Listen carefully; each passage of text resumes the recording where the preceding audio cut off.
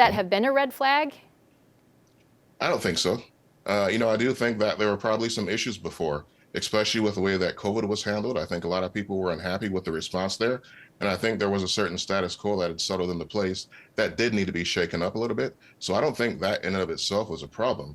The issue is that when the new folks came in, they didn't really know what they were doing, as it turned out. So you went from one situation where you had a stale status quo that needed to be changed to a new situation where you had people with the right ideas, but they really do not know how to govern at all. That's why I was brought in. I do know how to govern. I do have that background and experience, but unfortunately, if they're not willing to listen or I'm not willing to contribute, then it's not going to do any good. So I do think it was a good move to shake things up a bit, but I think unfortunately, folks in there now really have proven to be disappointing to all the people that voted for them and hope that they would make positive change. What are your issues with the Common Legal Group? What do you think is not being handled correctly that's putting the county in a bad spot? Look, I think that Dave Coleman does excellent work in this area in terms of First Amendment, defending schools, defending restaurants that were shut down during COVID, et cetera. I think he does great work there. But municipal law is totally different. It's a very different beast. Municipal law, you're dealing with contracts, you're dealing with local governments, you're dealing with all kinds of issues that are very different than what the Common Group has had in its background. And so we were seeing huge backlogs with response time. People from the county, employees would email legal and not get any response. I would ask questions and not be able to get any answers. It got to the point where I knew if I would contact them, I would never get a response.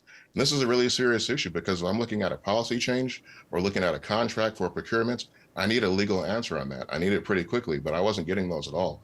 And it became to the point where it was actually a serious problem for the operation of the county. And I had to point that out. That's my job. If there's an issue with the function of the county, I was hired to point that out to the commissioner so we could take action. And when I did point that out, instead of fixing the problem and coming up with an action plan, they instead attacked me and got mad because the Colemans are their friends. And again, nothing personal whatsoever against Coleman Legal Group. This is a purely professional issue, and they don't have the background and experience in municipal law to work in the county effectively. And I had to point that out. One last question. It has to do with your offer to resign that your lawyer sent a couple weeks ago, that you would resign for $630,000. Your employment contract says that if they were to terminate you without cause, you would get a lump sum for about $160,000. Why would you offer to resign and expect them to pay you more than 3 times that amount? The number we gave was the total value of my contract because, as you know, my contract is 3 years. And so that's the 3-year value of my contract. I think that's a very fair number, given what I've endured and the attacks that I faced, and to keep things positive going forward. That's why I made that offer to them.